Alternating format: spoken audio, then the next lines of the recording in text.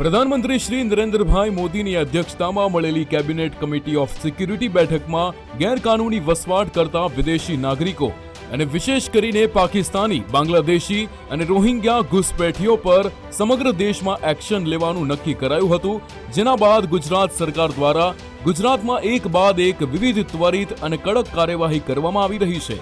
Police દ્વારા તાબડતોડ આવા લોકોને આઈડેન્ટિફાઈ કરવામાં આવ્યા અને સમગ્ર ગુજરાતના ખૂણે ખૂણેથી લોકોને પકડવામાં આવ્યા અને એમને પરત મોકલવાની કામગીરી શરૂ કરાઈ.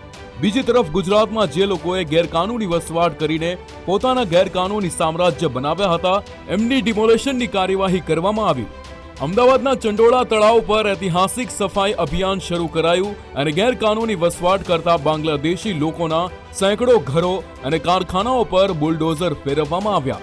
ઉલ્લેખનીય છે કે 2010માં તત્કાલીન મુખ્યમંત્રી શ્રી નરેન્દ્રભાઈ મોદી દ્વારા પણ ચંડોળા તળાવ વિસ્તારમાં રહેતા બાંગ્લાદેશીઓ પર જબરદસ્ત એક્શન લેવામાં આવ્યા હતા અને એમને પરત એમના વતન ડિપોર્ટ કરવામાં આવ્યા હતા અને ડિમોલિશનની કાર્યવાહી પણ કરવામાં આવી હતી. પણ જે તે સમયે બદનસીબે કેટલીક પોલિટિકલ પાર્ટીઓ દ્વારા વિરોધ કરવામાં આવ્યો હતો. એમના જોરે કોર્ટમાંથી સ્ટે લઈ લેવામાં આવ્યા હતા. ખોટી દેશ વિરોધી રાજનીતિના કારણે એ લોકો પાછા આ વિસ્તારમાં ફર્યા હતા અને પુનઃ અહીં વસવાટ શરૂ કરી દીધો હતો. પણ જેમ સમયાંતરે કોર્ટમાંથી સ્ટે હટ્યા, એવા તરત જ ગુજરાત સરકાર દ્વારા ઐતિહાસિક કાર્યવાહી શરૂ કરવામાં આવી. આ ડિમોલિશન કામગીરી થવાની જાણ થતાં જ ફરી એકવાર ગુજરાત હાઈકોર્ટમાં પિટિશન કરવામાં આવી.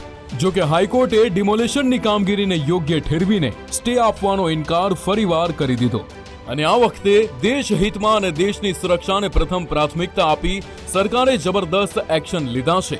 ગુજરાત સરકારની કાર્યવાહી બાદ આજે સમગ્ર દેશમાં ગુજરાત પોલીસની કામગીરીને બિરદાવવામાં આવી રહી છે.